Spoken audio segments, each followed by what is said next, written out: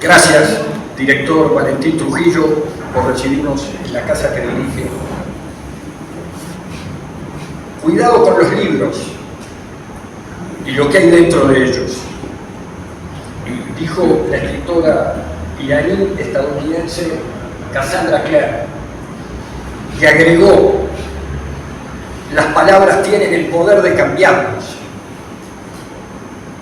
¿Por qué las palabras de este libro de Padrón tienen ese poder de cambio? Porque son palabras que vienen desde la investigación seria, desde las fuentes fidedignas, desde los documentos, desde la búsqueda sistemática de la verdad histórica y no del relato. Esta obra en la que Óscar Padrón Fabre ha puesto 40 años de su vida, me consta, llega para terminar con todos los relatos difamatorios contra don Frutos Rivera. En mayo de 2004, 20 años atrás, en conmemoración de los 150 años de la muerte de Rivera, el Instituto Histórico y Geográfico recibió una conferencia de Padrón que se denominó Rivera, el artiguismo posible y un proyecto liberal, nacional y popular. Un tiempo después, esa conferencia llegó a la redacción de La Libertad que dirigíamos, y en su formato papel sábana la publicamos a página completa. Acá vino, salió del archivo y vino para el autor. Muchas gracias.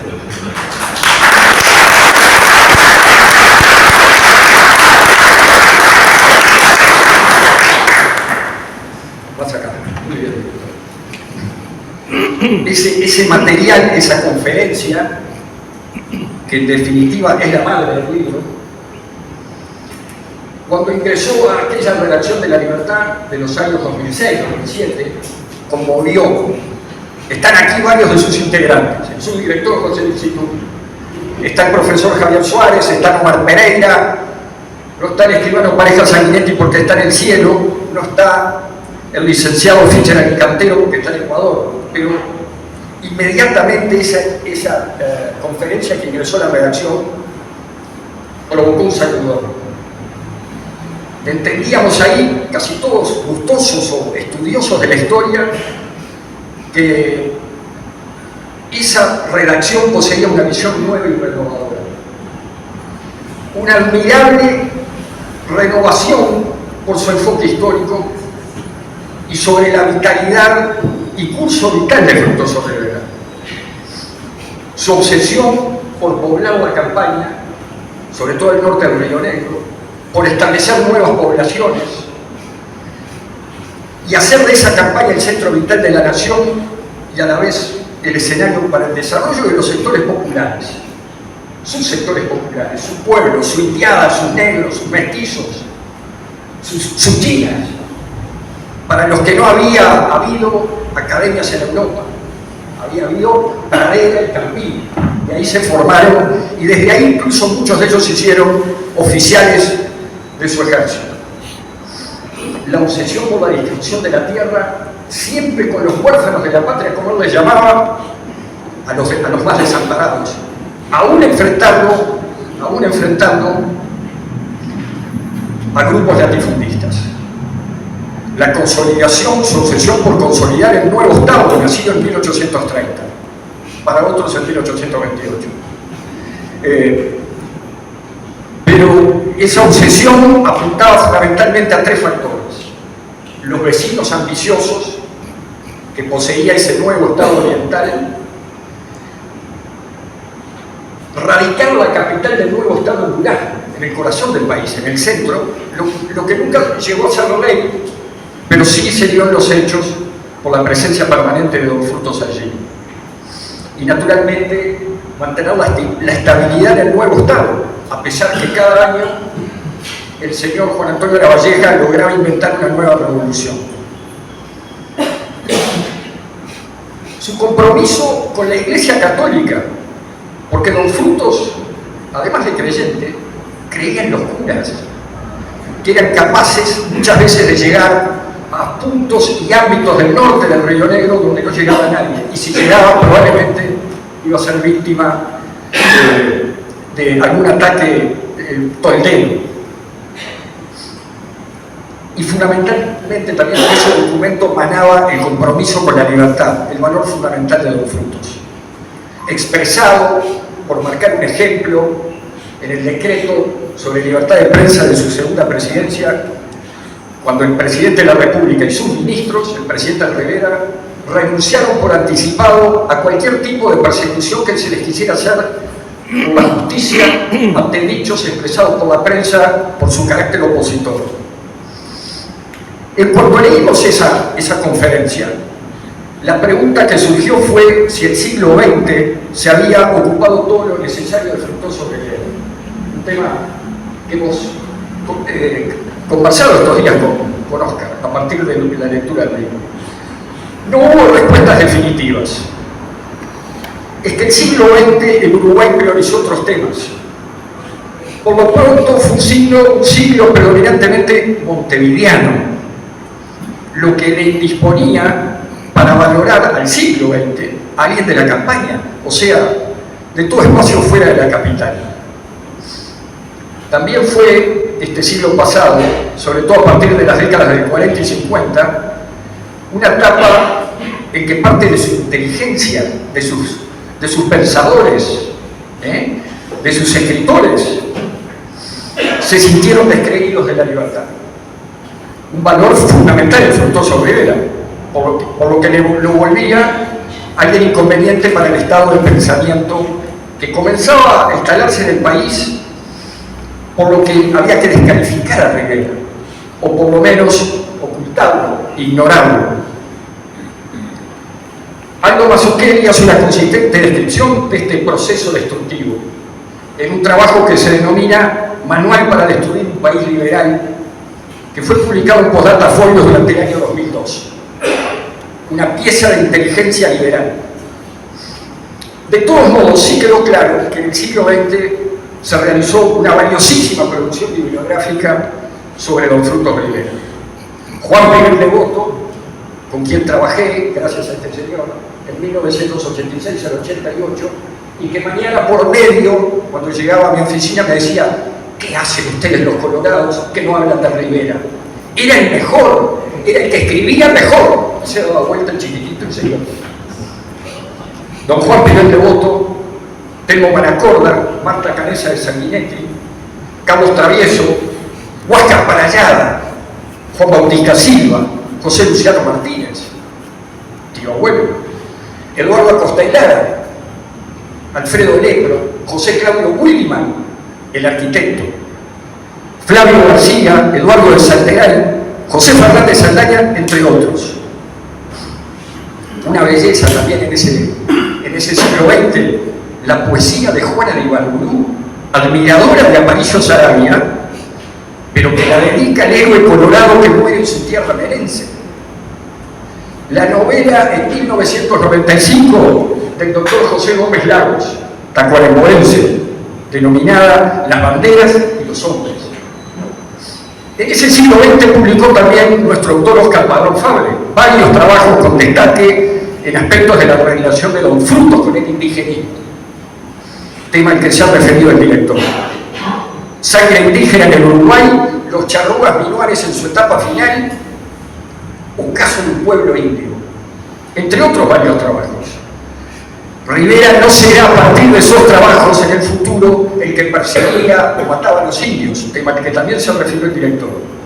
Será el caudillo amado por los indígenas guaraní misioneros, quienes formaban gran parte de sus tropas. Será el Rivera a quien los caciques guaraní misioneros designan su jefe máximo en el acuerdo de Guarillú, el 6 de abril de 1828, 15 días antes de cruzar el Ibicuí, el 6 de abril de 1828, y conquistar las Misiones.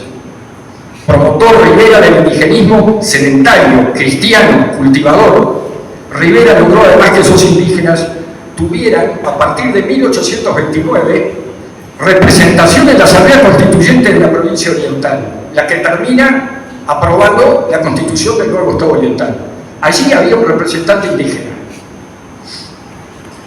Esa producción bibliográfica preparaba este trabajo fundamental que hoy presentamos y admiramos. Óscar Padrón Fabre sugiere, invita con su obra, invita al siglo XXI a ser el siglo de Fructuoso Rivera, y lo será. También la pluma única de Manuel Flores Mora nos permitió durante el siglo XX celebrar, como nadie lo ha escrito, celebrar el triunfo de Rivera en la batalla de Cagancha, en diciembre de 1839. Segunda vez que Don Frutos derrota el despotismo porteño y evita que Buenos Aires nos transforme en su estancia.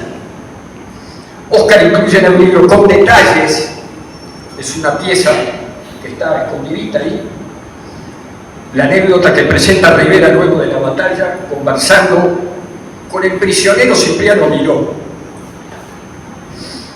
Don Frutos le explica, no voy a referirme a todos los detalles porque no vale que les cuente la película, pero Don Frutos, terminada la batalla, le explica, socarrón, dice Óscar, le dice a Cipriano Miró, lo han apresado dos hermosas chinas, y usted es mi prisionero de nuevo, porque hace un año en la batalla del Palmar usted también fue mi prisionero, pero esta vez es diferente, porque esta vez lo han apresado dos hermosas chinas. Cipriano Miró piensa que le está tomando el pelo,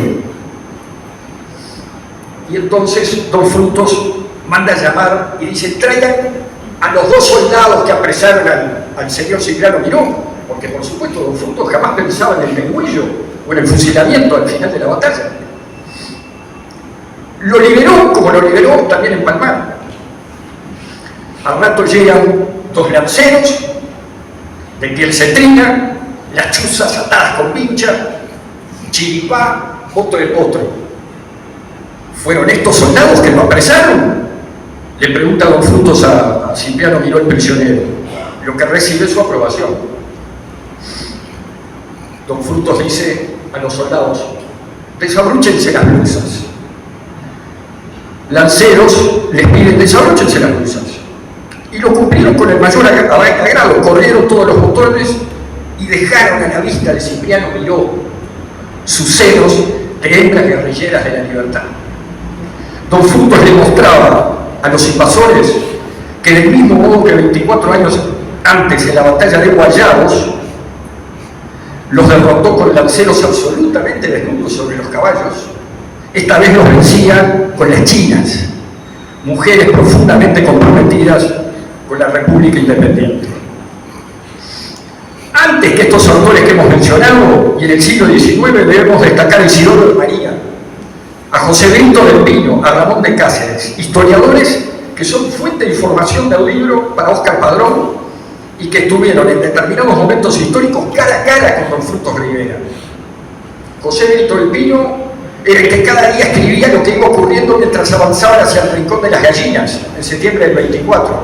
Lo que llovía, el frío que hacía, no se podía ni matear ni carnear, no se podía prender fuego para no alertar al enemigo que los venía persiguiendo.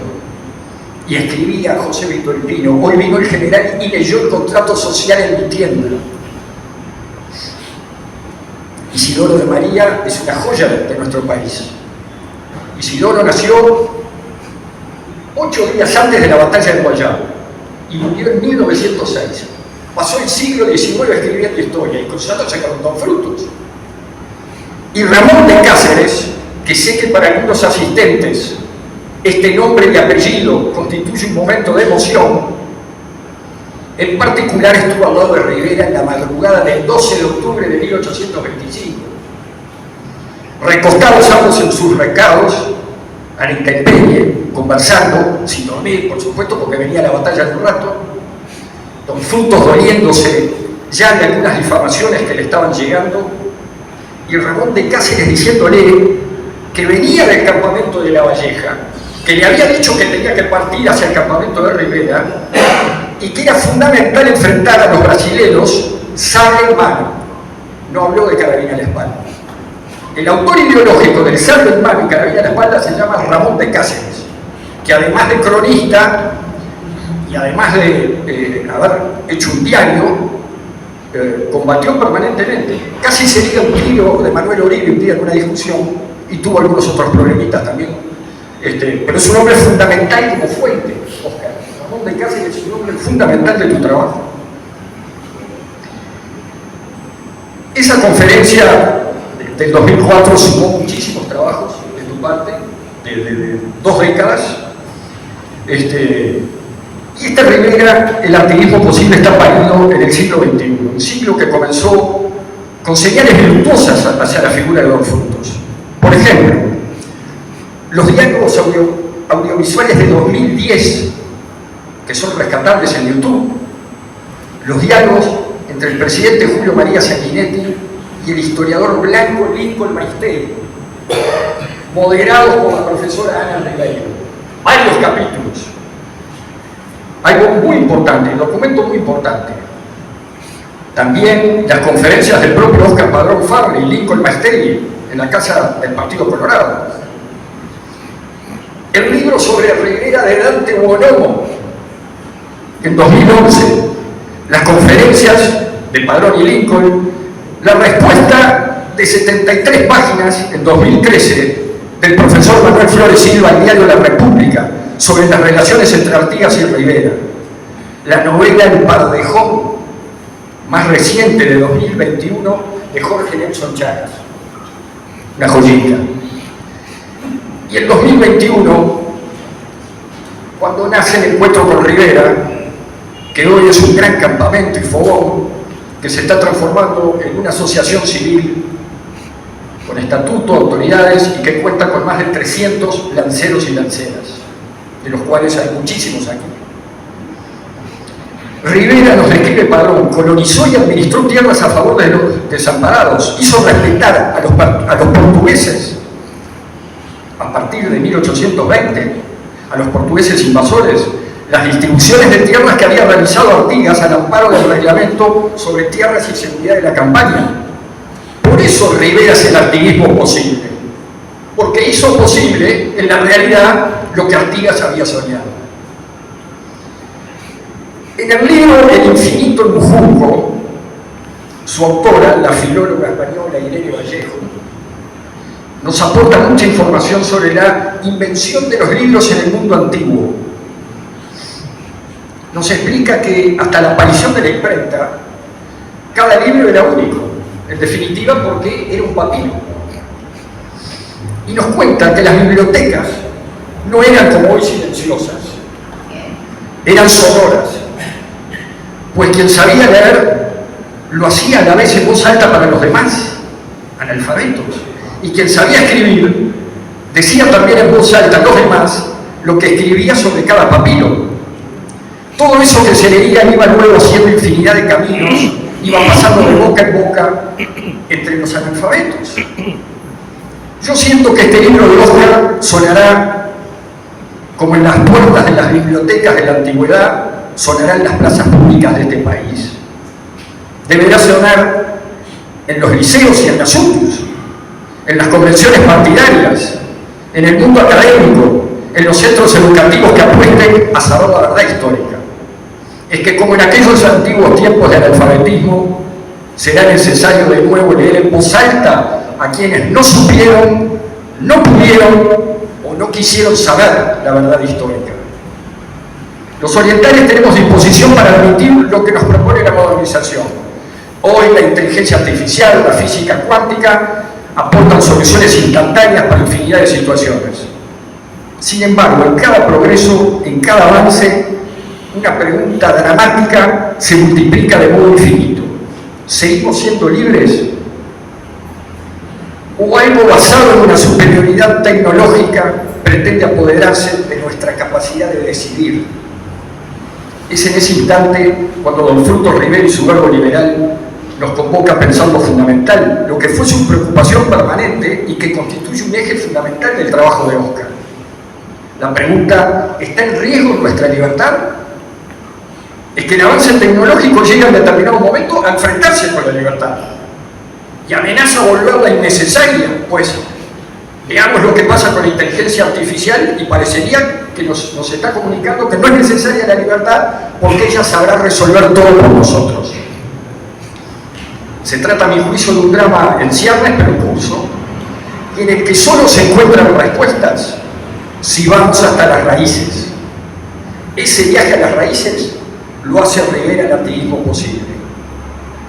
No conozco patrias ni repúblicas creadas por la tecnología, pero me consta que nuestra república está parida por la libertad y sus sangres, por esa libertad que amanecía y convivía con cada lancero y cada china del general Rivera, y que la pluma de Óscar Padrón nos entrega como un holograma, como un audiovisual a las nuevas generaciones que llegan y llegarán a la república. ¿Qué pasará en el futuro con este libro de Óscar Padrón Fabra, que casi todos ustedes veo que tienen y en varias situaciones multiplicado? ¿Qué pasará en el futuro con este libro de Óscar? Alan Kay, que es el creador del personal computer, vive, hoy tiene 84 años, un genio, por supuesto. Dijo, la mejor manera de predecir el futuro es inventarlo. Este libro de Óscar se ha encargado de hacerlo. Padrón nos dice en su libro cómo se va a leer la historia en el Uruguay del futuro. Permítanme, señor director, señores integrantes de la mesa, al completar mis palabras, saludarles, abrazarles, con versos de Guzmán, Papín y Sass, que no están en ningún lado del territorio nacional, están acá adentro. Están acá adentro. Vayan esos versos del poema de Guzmán, Papín y Sass, son versos de 1903, con un homenaje a este trabajo inconmensurable de Óscar Padrón Fabra y como un homenaje a Fructuoso Rivera, de quien Guzmán, Papín y Sass decía que era aquel cuyo caballo de victorias, hastiado de vencer sobre este suelo, se alzan los pies sobre la gloria para irse de un galope al cielo. Buenas noches.